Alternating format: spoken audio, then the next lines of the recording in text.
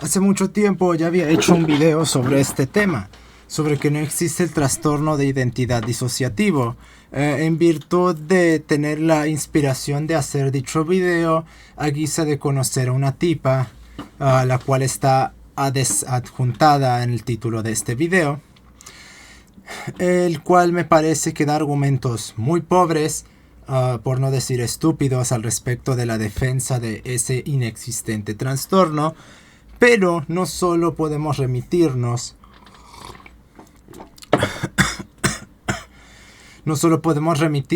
a la insensatez implicada en las prédicas apelativas a ideologías en las cuales se sustenta, sino todo el marco interpretativo en el cual se quiere enmarcar dicho trastorno no tiene ninguna clase de sentido. Partiendo primero por la idea marxista de identidad que se tiene. Recordemos, señores, que identidad, antes de que los marxistas secuestraran este término y adjuntaran que la identidad del hombre es aquella en la cual se enmarca el grupo, porque lo que tú eres son tus condiciones materiales, las cuales están determinadas por el capitalismo, y al mismo tiempo tú no tienes identidad, sino que tienes una identidad disgregada si no tienes tu conciencia de clase. Y así una clase de peroratas estúpidas. Identidad en el pasado hacía referencia a una igualdad con respecto a una unidad, la cual hace referencia a que toda identidad es una identitarización, es decir, una etiqueta identificativa única que corresponde a una determinada unidad, que unidad a la unidad sistemática de un sistema de operadores materiales armónicamente conjugados, los cuales establecen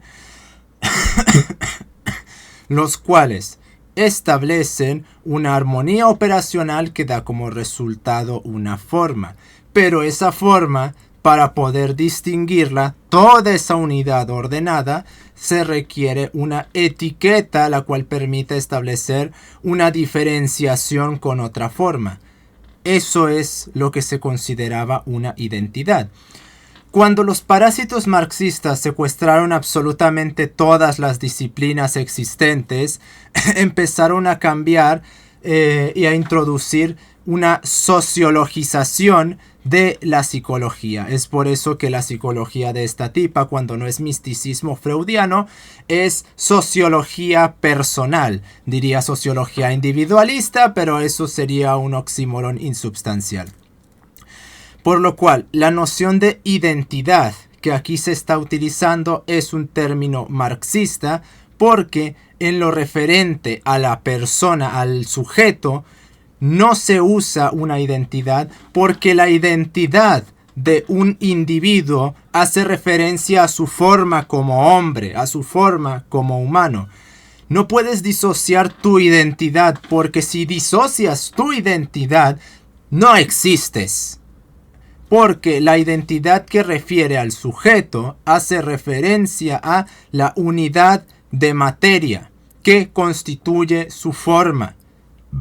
Es decir, identidad en este caso, cuando me refiero a mí mismo, es lo que me hace ser humano.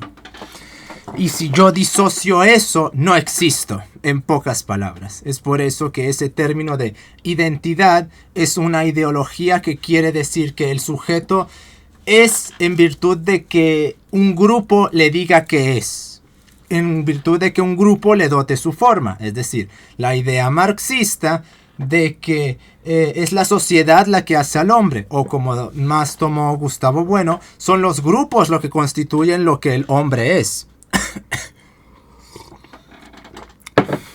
Más correctamente sería decir, en lugar de identidad sería el yo. ¿Y cuál es el problema con este término?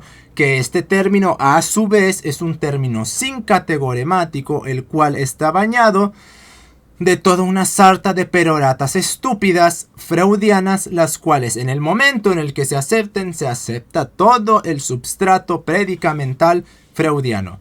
Si uno acepta un término sin categoremático, acepta todo el substrato predicamental de dicho término.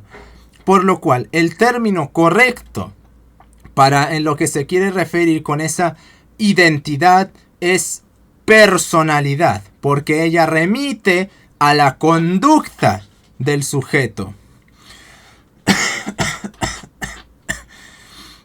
No a un yo hipostatizado que está ahí en un inconsciente, en una triada de ídolos metafísicos, los cuales nadie sabe precisar, ni saben qué es, ni tampoco en una conversión a significante flotante de un término que ya se sabía qué significaba en pro de justificar una ideología. Es por eso que ya desde el vamos, el nombre del término no tiene ningún sentido. Si se desocia la identidad de un sujeto, deja de existir. Así de simple. Y como eso es imposible, entonces no puede haber un trastorno de identidad disociativo. Es por eso que lo más correcto sería el trastorno de personalidad múltiple. Ese tendría sentido de no ser porque es imposible también. Ahora bien, viendo establecido este problema, hay otro problema que se presentan en los defensores de este trastorno, el cual es, ¿ese trastorno es o conductual o es biológico?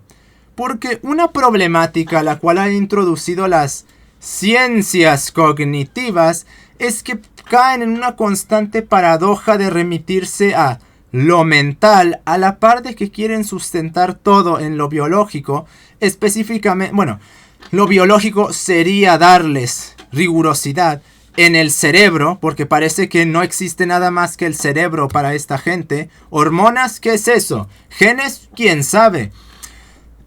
Contingencias, esas no existen. No. Para esta gente todo, en cuanto refiere al hombre, es cerebral.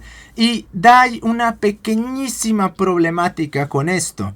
Y es que si el problema es biológico, ¿por qué lo tratan como si fuera conductual? Porque la personalidad del sujeto no es reductible a su cerebro, porque la personalidad del sujeto implica la totalidad de ordenamientos los cuales pueden influenciar la conducta del sujeto. Es decir, la personalidad es conducta. Esta gente reduce todo a lo biológico, y no solo a lo biológico, sino una pequeña parte de lo biológico. Incluso hasta los genetistas les objetan que si todo está en el cerebro, entonces todo está en los genes, porque los genes son los que producen ese cerebro. Y y también estos mismos cerebrocentristas objetan a esa postura sin ningún éxito, porque no tendría sentido ninguna clase de sus afirmaciones. Por lo cual, ¿dónde está el estrato en el cual nos vamos a amparar para decir que esto es o biológico conductual o meramente conductual? Porque hay trastornos que son biológicos, es decir, de lo biológico a lo conductual, y trastornos que son conductuales que afectan a lo biológico, como por ejemplo, en el caso de lo conductual a lo biológico, la depresión, la ansiedad. Trastornos que son de lo biológico a lo conductual, el autismo, el Alzheimer, por ejemplo. ¿Dónde está el trastorno de personalidad múltiple? Porque se quiere amparar en ambos y no es posible ampararse en ambos. O es una conducta que desencadena respuestas fisiológicas, o es una fisiología que desencadena determinadas conductas. No hay punto medio aquí, porque implica entonces centralizar en un único contexto la aparición de determinados trastornos. Yo no puedo decir que algo lo causa la conducta y al mismo tiempo decir que lo causa la biología. Hay una retroalimentación entre ambos, pero si la causa es un sistema u otro, dependerá radicalmente del enfoque el cual se le pueda dar. Tú no puedes, por poner el ejemplo, un autista, darle terapia para curarle su autismo, porque implica un daño cerebral, básicamente. una malformación o una subformación encefálica. Y con terapia conductual no vas a poder solucionar nada de eso. En cambio, como una depresión o una ansiedad son cuestiones conductuales, con terapia sí se puede tratar eso. Y claro que se puede regular la impulsividad del autista, pero eso no está tratando el problema, porque la causa es algo que no se puede tratar con regulación conductual. En el caso del trastorno de personalidad múltiple, se quieren amparar en que es el cerebro el cual es la causa de todos los problemas, a la par de que me refieren a que el problema es la personalidad. Y entonces, ¿qué sentido tiene esto? Pónganse de acuerdo.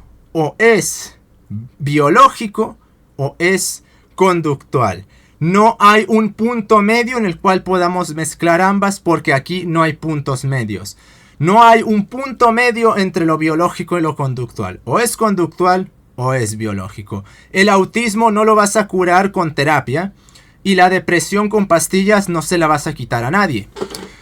Puedes tener influencias, pero no vas a aliviar el problema. Y ese es el punto en el cual se tiene que establecer esta distinción, y es por eso que es tan importante y es tan peligroso querer tomar de todos lados como el eclecticismo a lo Pinker, que es absolutamente irriguroso, para el establecimiento del abordaje de sistemas conductuales de corte nosológico.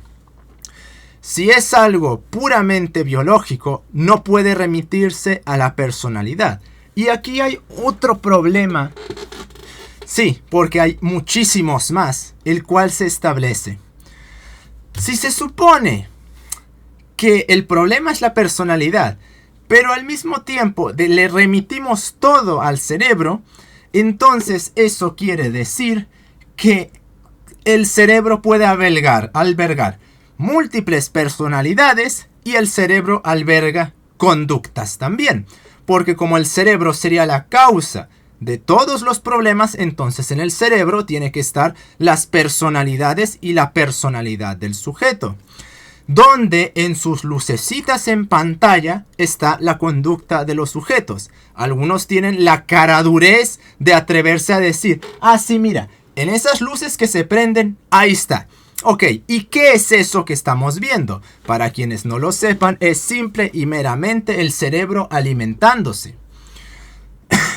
Las lucecitas en pantalla que se ven es simplemente la glucosa que el cerebro consume para alimentarse y mantener sus operaciones generales. Entonces, la conducta es la glucosa. Entonces supongo que cuando la gente con diabetes se inyecta esa mierda, se está inyectando conducta. Empieza a entenderse la problemática de esto, ¿verdad? La conducta entonces se reduce a componentes químicos. El problema es que si la conducta se reduce a componentes químicos, lo que hace el hombre es química. He escuchado esa clase de analogías, hasta mi propio padre las usaba, de que todo lo que haces es química. Y si eso es verdad, podemos decir que todo lo que hacemos es física en ese caso. E incluso no irónicamente, un ganador del premio Nobel, en una anécdota que cuentan ahí los buenistas, dicen que Gustavo Bueno fue y tomó uno de sus libros y le dijo: esto es química, porque ese ganador del premio Nobel, no recuerdo su nombre, decía que todo era química. Y entonces le apunta un libro y dice el sujeto: sí, porque bla bla bla bla. Y en cambio le respondió Gustavo Bueno: esta conjunción creo que química general, esta unión, ¿es un enlace covalente, metálico o de qué tipo? Digo, pues si todo es química, tenemos que explicarlo con la química. Y qué curioso, porque si todo es cerebro, entonces tenemos que explicarlo en todo en términos de cerebro. Y qué curioso que eso nunca se hace, porque son unos hipócritas que se amparan en el cerebro para usar términos de conducta. Es decir, se amparan en un sistema que no es la totalidad del hombre para decir luego, desde otro sistema que es externo a ese cerebro, que eso es lo que constituye la totalidad del hombre. Y crea una paradoja en la cual se le atribuye a un sistema inferior las operaciones del sistema superior, obviando que el sistema superior tiene su respectivo orden operacional, el cual no es reductible al sistema anterior, porque si fuese reductible, fuese lo mismo y no se podría manifestar otra cosa. Es decir, si pudiésemos reducir la química a la física sería química al mismo tiempo. Y como en el sistema físico general no existen las partículas, y al mismo tiempo como en el sistema químico general o el sistema biológico general no hay conducta, no se puede establecer la reducción sistémica que esta gente quiere hacer. Porque entonces lo que hacemos nosotros no es más que relaciones de componentes químicos. Y eso, buena suerte defendiéndolo. Ya quiero que me digan cómo la lengua se puede reducir a componentes químicos.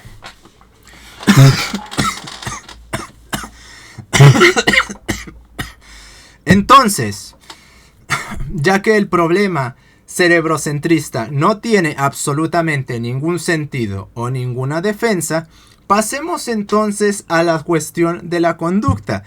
¿Tiene sentido que una persona tenga múltiples personalidades? No tiene sentido. ¿Por qué? Bien dice Cantor que toda respuesta conductual tiene su análogo responsitivo fisiológico. Traducido al español, todo lo que haces también tiene un análogo en tu cuerpo. Así que la personalidad de un sujeto remite invariablemente e indisociablemente a su cuerpo. Por lo tanto, sin el cuerpo no puede haber conducta y no puede haber personalidad. ¿Cuál es el problema con este trastorno? Que como dice que hay muchas personalidades, entonces se requieren muchos cuerpos para poder establecer dicha cuestión. Y ya que es muy evidente que no hay muchos cuerpos viviendo dentro de uno, tal argumento no tiene sentido. Por lo cual, ni desde el cerebrocentrismo, ni desde la conducta se puede defender el trastorno de identidad disociativo o, mejor dicho, el trastorno de personalidad múltiple. Las operaciones conductuales del hombre trascienden el quimicalismo cerebrocentrista o el geneticismo geneticista. Si se me va a querer decir que la conducta está en los genes o en el cerebro, en virtud en la cual lo que el cerebro hace, o mejor dicho, lo que se hace en el cerebro, y en virtud en lo cual lo que se hace en los genes, se tiene que explicar toda la conducta. ¿Y el problema cuál es? Que tendríamos que ser un gen para que eso tenga algún sentido, o tendríamos que ser un cerebro y nada más que eso para que ese argumento tenga sentido. Como trascendemos todo eso, no se puede defender esa postura ni tampoco se puede defender la postura de que la personalidad puede a una persona tener muchas porque remite a su cuerpo. Esa otra personalidad seguiría siendo la misma personalidad del mismo sujeto, porque el sujeto nunca puede dejar de ser el mismo. Sí, es como decir que los actores dejan de ser ellos mismos solo porque se ponen a actuar, como si no fuera parte de ellos mismos el actuar. Como si la interpretación de un personaje no fuera también parte de ellos mismos. ¿A quién se le ocurre que uno de alguna manera se separa de su cuerpo por interpretar un personaje si es el mismo sujeto el que está interpretando ese personaje? Toda esta terminología freudomarxista sociologista, cerebrocentrista, animístico, idealista, kantiano, cartesiano, platónico, misticista, no ha hecho sino crear toda una sarta de pendejadas alrededor de la conducta humana que no hacen, como bien lo dejó claro Skinner hace más de 50 años, entorpecer las investigaciones sobre la conducta humana. Tenemos que estar aclarando estupideces sin sentido y sin sustentación una y otra vez, porque se siguen amparando en idealismos para justificar ideologías. Y ahorita vamos a ver cuál es la ideología en la cual se substrata el trastorno de identidad, el trastorno de personalidad múltiple. Pero antes todavía de llegar a eso, hay otro argumento en el cual se salva todo. Ok, me mataste el cerebro, los genes y la conducta, pero tengo mi as bajo la manga, la mente. Oh sí, señores. Ahora, como no podemos apelar a nada más, tenemos que inventarnos otro ídolo, la mente en este caso, para poder defendernos. Vamos a contar cuántas propiedades tiene la mente ya, porque a este paso ya es casi... Se puede hacer un libro de todas las propiedades que los mentalistas le atribuyen a la mente, y seguimos esperando que definan qué es la mente, por cierto. A ver, veamos. Inmaterialidad, indetectabilidad, emergencia de la materia sin tener que participar en la materia, ordenamiento y subordinación de la materia, secuestro a guisa de posesión demoníaca de la materia, capacidad de simular cuerpos, capacidad de simular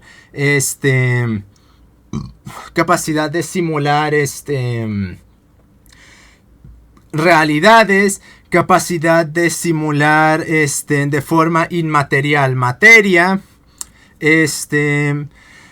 poder separarse de sí misma y seguir siendo ella misma, capacidad de crear otros yo mismos. Vaya pues, esta sustancia es más mágica que el éter lumínico, maldita sea. Y ¿saben qué es lo peor de todo? Que el éter lumínico incluso sí tiene defensores tan poderosos como Einstein, por ejemplo. Pero esta idea de la mente que implica tantas estupideces no la defiende nadie y nadie cree en ella porque nadie sabe qué es. ¿Qué es la mente? Y en virtud en la cual, ¿de qué propiedades está sustentada para poder hacer todo eso?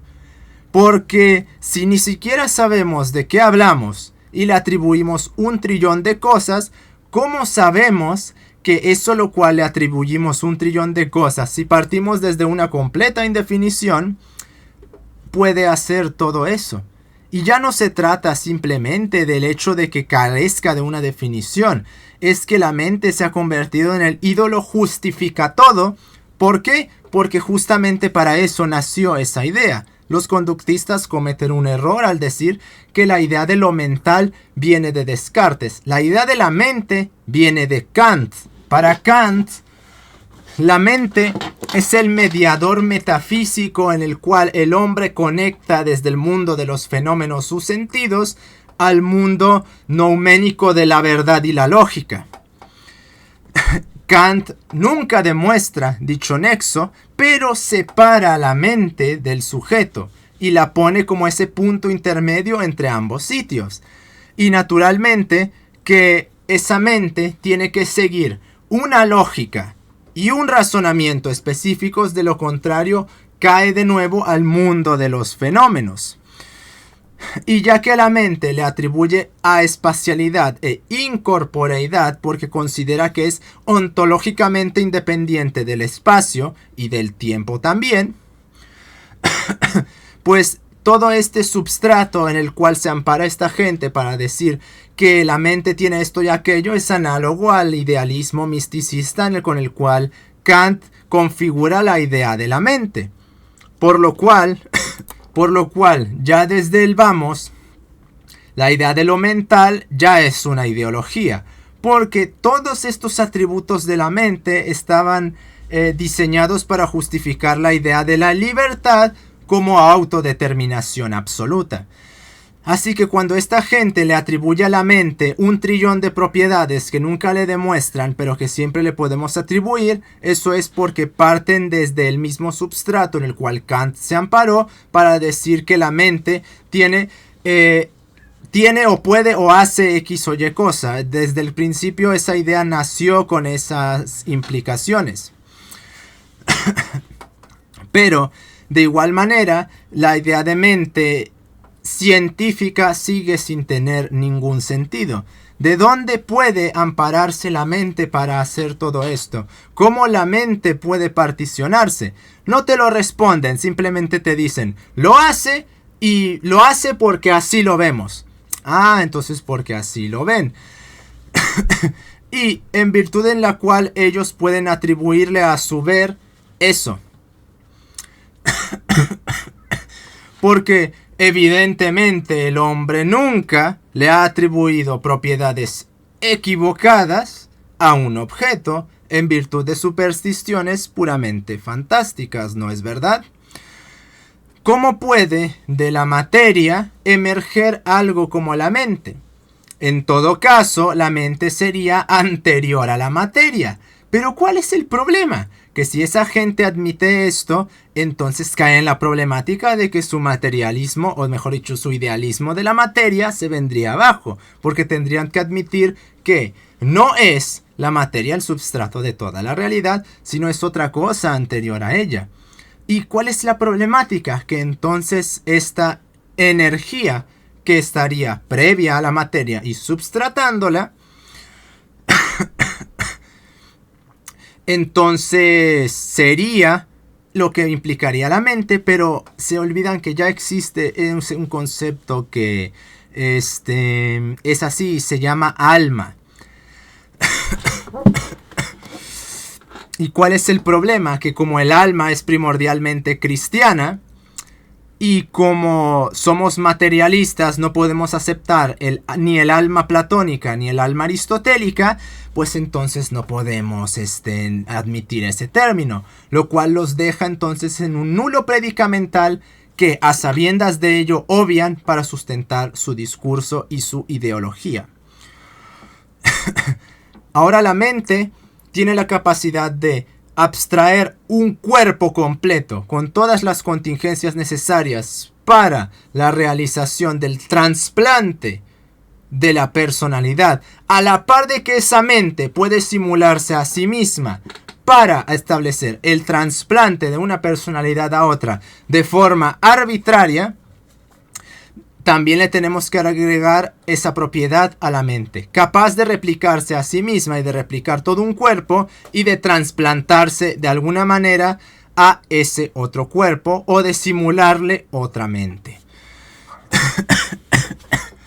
Lo cual, bueno señores, espero los argumentos y la demostración de la existencia de esa mente. Y todavía les falta demostrar ¿cómo puede una propiedad fantasmal emerger de la materia? ¿Dónde están las propiedades de la materia que permiten esta emergencia? Porque todo lo que escucho es metafísica barata que se reduce a ¿cómo lo vemos? Por lo tanto es verdad. Lo cual, digamos, nos detenemos un momento. ¿Qué te hace pensar que estás viendo correctamente? ¿Qué te hace pensar que no estás invirtiendo el orden de las cosas? Porque se toma que esta materia viene aquí. No, señores. Esta materia substrata aquí y al mismo tiempo de abajo hay otra cosa que se puede crear. Pero eso implicaría entonces reformular toda su ideología materialista y no van a estar dispuestos a hacerlo. Por lo cual, la mente tampoco es un substrato predicamental válido y creo que se obvia que lo social tampoco lo es. Por lo tanto, el trastorno de personalidad múltiple, el trastorno de identidad disociativo, no tiene ningún amparo ni ninguna validez predicamental para poder sustentarse como una categoría nosológica. Por lo cual, el trastorno de identidad disociativo queda así pues como una ideología, la cual tiene como fundamento el absolver de la responsabilidad motriz del sujeto de todos sus actos. Porque, sí, gente, tomamos este ejemplo de alguien que tiene múltiples personalidades. De acuerdo. Si digamos que tiene 5. Si la personalidad general es la 0. Si personalidad 1 mata a alguien, ¿a quién vamos a ser responsable? Porque recordemos que esta gente dice, no lo hice yo, fue la otra personalidad. Bueno, entonces, ¿qué es lo que sucede? Que esta gente son sádicos, sadistas, traumatizados, los cuales se manufacturan un trastorno absolutamente inexistente para ampararse en él, para justificar todos los actos. Cada una de las personalidades de estos sujetos es una manifestación unidimensional y exagerada e infantilizada de los parámetros que componen a la totalidad del sujeto. Entonces, ¿qué sucede aquí? Que el sujeto le atribuye a cada uno de ellos esos parámetros, como puede ser la lascivia, como puede ser la pereza, para decir, yo no tengo la culpa de nada. Fue él, porque no lo hice yo, y así arbitrariamente y cuando se les dé la gana, están en un constante ludismo en el cual falsifican desórdenes como es que yo no me di cuenta, es que yo no recuerdo, es que perdí la noción, es decir, puros inventos que no tienen comprobación ni demostración alguna. En los cuales se amparan para justificar todos sus actos. Porque entonces tendrían que admitir, si admiten que la responsabilidad de los actos recae en ellos, de sus otras personalidades, eso quiere decir entonces que son ellos los que hacen las cosas. Pero como es el otro y no yo, tiene como fundamento una elusión, una evasión total de la realidad. ¿Por qué? Porque toda esta gente sufrió una serie de traumas bastante severos, los cuales, en orden de poder superar determinadas contingencias que los presionaron a extremos bastante elevados, abstrayeron de forma caricaturizada un personaje, un avatar, en la cual se amparan para poder superar dicha problemática. Y como ese avatar les da, digamos, una infusión de poder que ellos no tienen, van creando según les convenga y según sea necesaria la situación múltiples de ellos para decir, no soy yo, es él porque él sí puede, yo no. Como a mí me aplastaron por completo y me destruyeron por completo, él sí puede. Pero él no soy yo, porque si él soy yo, entonces él es la mierda que yo soy. Es decir, este trastorno implica una falta de autoestima muy enorme y al mismo tiempo un autodesprecio pero tan gigantesco que el sujeto tiene que decir que él mismo no es el mismo porque se odia a ese punto. Anteriormente había dicho que era que el trastorno de identidad disociativo se podía subsumir en el trastorno limítrofe de la personalidad. No, porque el trastorno limítrofe de la personalidad no es sino neuroticismo elevado. Ni siquiera categorizaría en un trastorno con un nombre específico, porque caería en uno de los parámetros de la personalidad, que sería neuroticismo muy elevado. Es decir, el problema es que el sujeto no sabe controlarse, no que tenga un trastorno o algo por el estilo.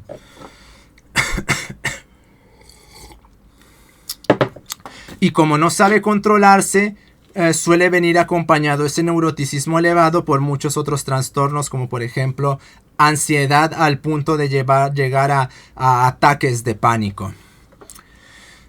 Ok, entonces es más correcto decir que el trastorno de personalidad múltiple no es sino un trastorno de autodesprecio generalizado, en el cual el sujeto, por una contingencia de corte traumática, traumática en el sentido en el cual compara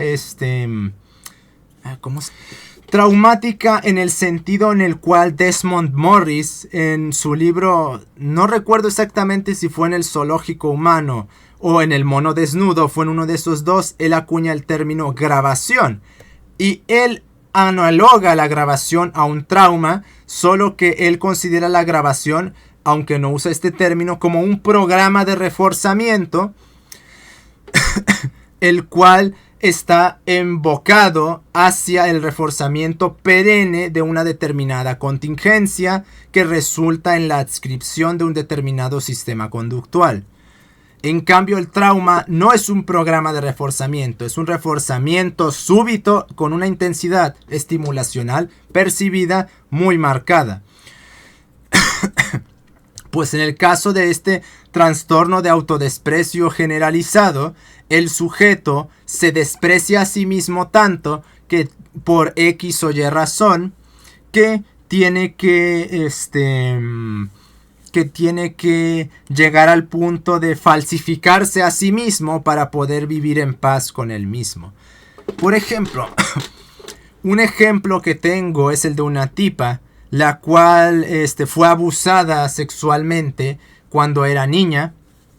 Derivado de esto y de muchos abusos que sufrió en su etapa de escuela primaria, secundaria, preparatoria y en diversos trabajos, llegó un momento en el cual ella tenía que hacer algo, pero pues como se veía absolutamente inutilizada, porque por la madre, por el padre, y por toda su historia de aprendizaje, fue minimizada hasta el punto en el cual ella misma se considera como basura sin valor.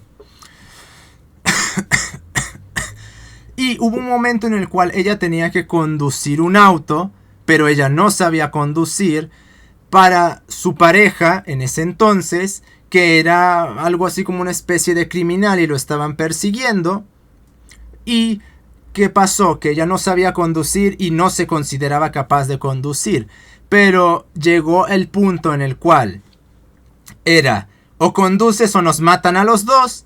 ¿Y qué pasó? Que desarrolló otra personalidad que llamó irónicamente alter ego. Vaya originalidad, la cual, digamos que esa malicia táctica necesaria para contextos específicos, la localizó en ese alter ego, el cual es la que se encarga de dichas cosas. Eso es el trastorno de autodesprecio generalizado.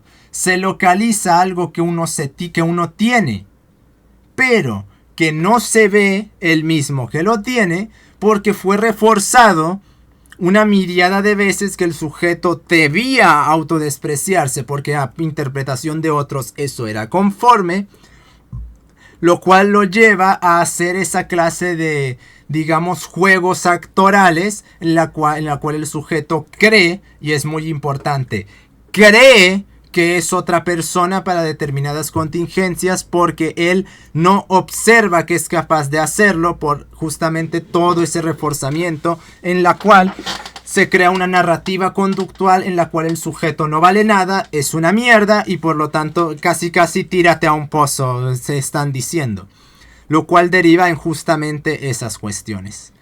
Pero esos personajes realmente no existen. Son como las alucinaciones del sujeto esquizofrénico, es decir, que remiten únicamente hacia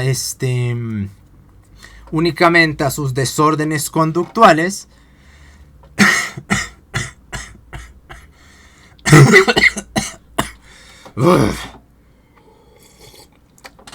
A diferencia del sujeto que cree que tiene STID o TPM, que de hecho dice que existen las personalidades porque están en su mente o están en su cerebro o en sus genes o donde quieran metérselas ahora. No, serían ideaciones provenientes de las capacidades pensamentales del sujeto y no trascenderían eso. Por lo cual, Dicho todo esto, el trastorno de identidad disociativo y el trastorno de personalidad múltiple son ideologías las cuales tienen como substrato el aberrante autodesprecio que sujetos se sienten. Nos estamos viendo.